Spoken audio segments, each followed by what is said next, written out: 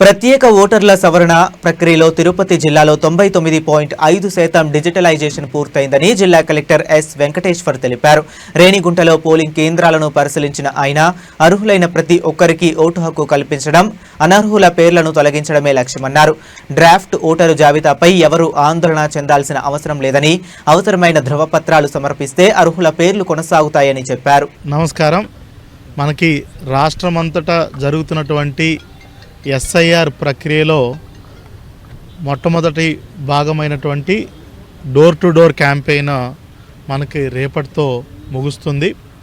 దీంట్లో భాగంగా ప్రతి ఒక్క బిఎల్ఓ బూత్ లెవెల్ ఆఫీసర్ తన పరిధిలో ఉన్నటువంటి ప్రతి ఒక్క ఓటర్కి కూడా గడిచిన 30 రోజులుగా ఎన్యూమరేషన్ ఫాము ఇవ్వడం, ఆ ఎన్యూమరేషన్ ఫాము ఫిల్ చేసింది తిరిగి తీసుకోవటం, తిరిగి తీసుకున్న దాన్ని బిఎల్ఓ యాప్లో డిజిటైజ్ చేయటం, ఇదంతా జరుగుతూ వచ్చింది. మన జిల్లాలో ఇప్పటికే ఆల్మోస్ట్ 99.5% ఈ డిజిటైజేషన్ ప్రక్రియ అనేది కంప్లీట్ అయింది. ఇప్పుడు ఇందులో మనము ముఖ్యంగా గమనించాల్సింది ఏంటంటే, చాలా వరకు ఈ ప్రక్రియలో చనిపోయిన ఓటర్లు, పర్మనెంట్గా మైగ్రేట్ అయిపోయి వలస వెళ్ళిన వాళ్ళు, ఆర్ఎల్స్ షిఫ్ట్ అయిన వాళ్ళు, అంటే ఇక్కడ రెంట్కుంటూ ఆర్ఎల్స్ ఉద్యోగరీత్యా ఇక్కడ ఉంటూ ఇప్పుడు వేరే చోటకి గడిచిన సంవత్సరంన్నరలో 2-3 సంవత్సరాల్లో వేరే చోటకి షిఫ్ట్ అయిన వాళ్ళు, అదేవిధంగా నాట్ ట్రేస్డ్, అంటే అసలు ఎవరికి వాళ్ళ సమాచారం తెలిసిండకపోవటం, ఇదంతా కూడా లిస్టులు తీసుకున్నాం. దాన్ని అదేవిధంగా డూప్లికేట్ ఆర్ డబుల్ ఎంట్రీ, ఇక్కడ ఓటు ఉంటుంది, ఇంకో చోట ఓటు ఉంటుంది. సో ఇట్లాంటి వాళ్ళందరినీ కూడా మనము absent, shift, death, duplicate ASDD list అంటాము. వాళ్ళందరినీ కూడా మనం ఓటర్ లిస్ట్ నుంచి తొలగించాలి కాబట్టి అది ఒకవైపు చేస్తున్నాము. అదేవిధంగా మ్యాపింగ్ లింకేజ్ 2002 ఓటర్ లిస్టుతో మనకి లింకేజ్ కుదరని వాళ్ళు కొంతమందిని గుర్తించాము. వాళ్ళ పేర్లు మాత్రం మనకి మసాయిదా జాబితా, అంటే డ్రాఫ్ట్ ఓటర్ లిస్టులో వాళ్ళ పేర్లు ఉంటాయి. 21వ తారీఖున మనం పబ్లిష్ చేస్తాం డ్రాఫ్ట్ ఓటర్ లిస్టు. దాంట్లో వాళ్ళ పేర్లు ఉంటే వాళ్ళు ఏం కంగారు పడాల్సిన అవసరం లేదు. ఓన్లీ వాళ్ళకి మనం నోటీస్ ఇస్తాము. ఆ నోటీస్కి ఏదైతే భారత్ ఎన్నికల సంఘం ఇచ్చినటువంటి 11 డాక్యుమెంట్లలో ఏదో ఒక డాక్యుమెంట్, క్యాస్ట్ సర్టిఫికెట్ కావచ్చు, ఇంటి నివేశన స్థలం ఇది కావచ్చు, లేదంటే 10th క్లాస్ మెట్రికులేషన్ ఏదన్నా మార్క్ లిస్ట్ ఏదన్నా కావచ్చు. ఇందులో 11 ఉన్నాయి. పాస్పోర్ట్ ఉంటే పాస్పోర్ట్ కూడా ఇవ్వచ్చు. ఇలాగా ఏది ఉంటుంది, ఎస్టీలు ఉంటే ఎవరన్నా ఫారెస్ట్ రైట్స్ కమిటీలో ఇచ్చిన పట్టాలు ఇవ్వచ్చు. ఇట్లా 11లో ఏదో ఇచ్చినా డ్రాఫ్ట్ లిస్ట్లో ఎలా ఉంటారు, ఫైనల్ లిస్ట్లో కూడా వాళ్ళందరూ వస్తారు. సో అది లింకేజ్ కాని వాళ్ళు. ఇట్లాగా అర్హుడైన ప్రతి ఒక్క ఓటర్ని పెట్టడం, అర్హత లేని వాళ్ళందరినీ కూడా తీసేయడం కోసమే ముఖ్యంగా ఈ ఎస్ఐఆర్ ఎక్సైజ్ అనేది మనం చేస్తున్నాం.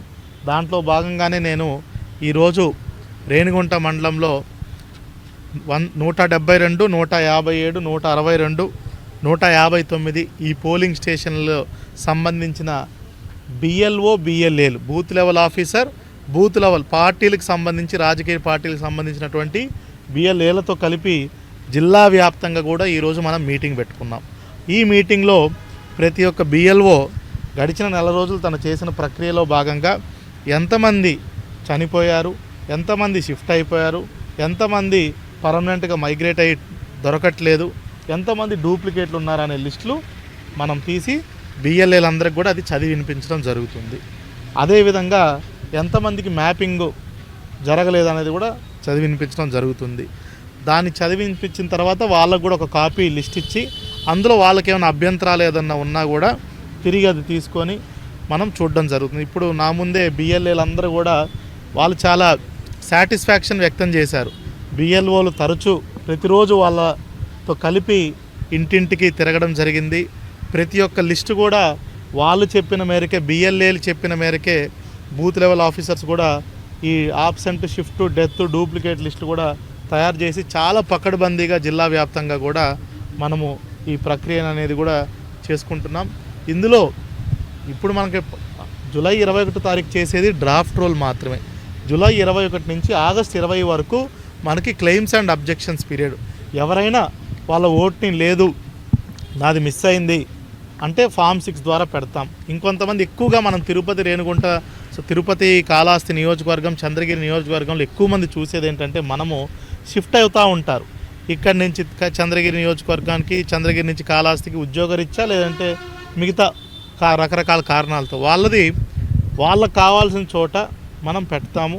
దానికి మనము ఫార్మ్ 8 ద్వారా వాళ్ళు ఒక పాత అడ్రస్ నుంచి ప్రజెంట్ వాళ్ళు నివసిస్తున్న అడ్రస్ ఇచ్చినట్టయితే ఎక్కడైతే వాళ్ళకు ఓటు కావాలో అక్కడ పెట్టడం జరుగుతుంది. అదేవిధంగా చాలా వరకు ఒకే ఇంట్లో ఒక్కొక్కరికి ఒక్కొక్క పోలింగ్ స్టేషన్లో ఇది ఇబ్బందికర పరిస్థితులు. ప్రతి ఒక్క ఇంట్లో ఉన్న అందరినీ కూడా ఒకే పోలింగ్ స్టేషన్ పరిధిలో పెట్టడానికి మనము ఇప్పుడు నెక్స్ట్ నెల రోజులు కూడా చేస్తాము.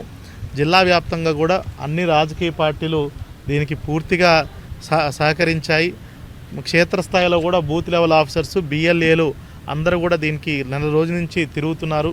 దీంట్లో కామన్గా కొంతమందికి డౌట్లు ఏంటంటే ఈ మ్యాపింగ్ జరగకపోతే 2002 ఓటర్ లిస్టుకి జరగకపోతే నా ఓటు తీసేస్తారా అంటున్నారు. ఎవరిది కూడా అట్లాంటి వాళ్ళని తీయము. 11 డాక్యుమెంట్లో నోటీస్ ఇచ్చిన తర్వాత వాళ్ళు తిరిగితే ఖచ్చితంగా ఫైనల్ లిస్ట్లో కూడా, మామూలు డ్రాఫ్ట్ లిస్ట్లో వస్తారు, ఫైనల్ లిస్ట్లో కూడా వాళ్ళు వస్తారు. అదేవిధంగా ప్రజలందరికీ కూడా విజ్ఞప్తి చేస్తున్నాను, 2 చోట్ల ఓటు ఉండడము చట్టరీత్యా నేరము. అది క్రిమినల్ చర్య కింద మేము భావిస్తాం ఎలక్షన్ కమిషన్ నిబంధనల మేరకు. దయచేసి మీకు 2 చోట్ల ఓటు ఉంటే మీరే స్వచ్ఛందంగా ఒక చోట తీసేయాల్సిందిగా కోరుకుంటున్నాము. అది మీరు దగ్గర ఉన్నటువంటి మీ బిఎల్ఓని సంప్రదిస్తే వాళ్ళకు కూడా ఖచ్చితంగా మీకు కావాల్సిన చోట పెట్టి ఇంకో చోట తీసేయడం జరుగుతుంది. అదేవిధంగా ఎవరెవరైతే షిఫ్ట్ అయిపోయారు, ఒక చోట నుంచి షిఫ్ట్ అయిపోయి ఇంకో చోటుకి వెళ్ళారు, దయచేసి వచ్చే నెల 35 రోజుల్లో మీరు ఫామ్ 8 ద్వారా మీకు ఎక్కడ ఓటు కావాలో అక్కడ బిఎల్ఓకి ఇచ్చినట్టయితే వాళ్ళందరి పేర్లు కూడా మనము చేర్చడం జరుగుతుంది.